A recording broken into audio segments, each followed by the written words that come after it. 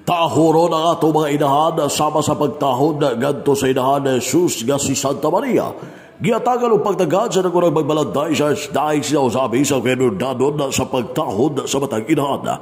Gipahig na Archbishop Martin sa Benta Hawawa TT ato sa pagsaulog sa Santos Gabisa sa pagsaulog sa festa sa pagkainahan ni Mama Mary sa pagsunod ngayon sa 2025 na January 1. Yan naghatag og pagtagan ang Arsobispo labi na sa pagtahod sa matang inahan. Tungod kay may mga anak nga wala mutahod sila mga inahan nga igo lamang yama-yamaan og dili paminaon.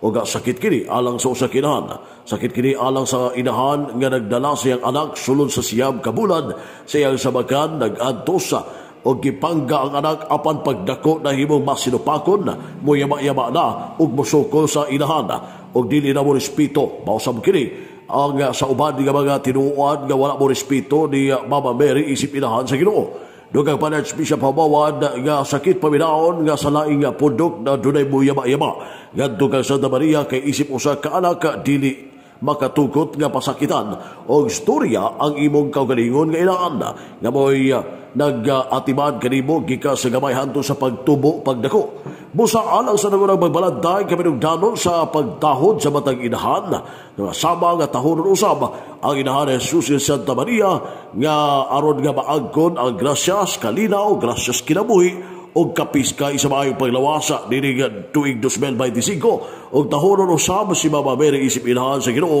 o inahan sa talan kay si Mama Mary naghatag gayon o gugma diha sa simbahan.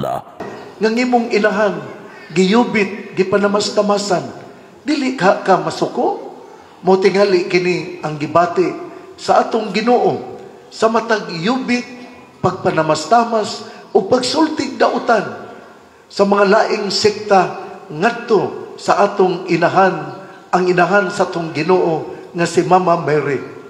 Ang mga tao nga mutahod ni Mama Mary, ang mga tao nga mutahod sa ilang inahan, panalanginan gayon ug sila magpuyo sa grasya nga ilang gipanghandoy niining kinabuhian.